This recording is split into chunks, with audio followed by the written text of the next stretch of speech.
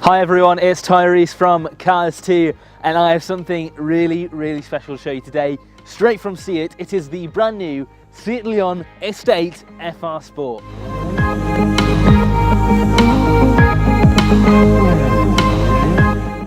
This 2021 SEAT Leon Estate has really embraced the future of motoring with its plug-in hybrid makeup, and it even has things such as full smartphone integration, 7 speakers to listen to your favourite music, full park assist with front and rear sensors, and this car even has a tiredness recognition system. You might be saying, okay Tyrese, it comes with great standard spec, it's equipped for the future, but what about the sports part?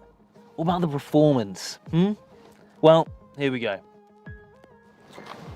So, performance. With the SEAT Leon Estate FR Sport E-Hybrid, you can expect 18-inch performance alloys, 206 brake horsepower, 0 to 60 in 7.7 seconds, and a top speed of 137 miles per hour. That's pretty impressive if you ask me. The FR Sport version of the car also comes with things such as heated and powered front seats, gear paddles, heated steering wheel, sport suspension and 3-zone climate control.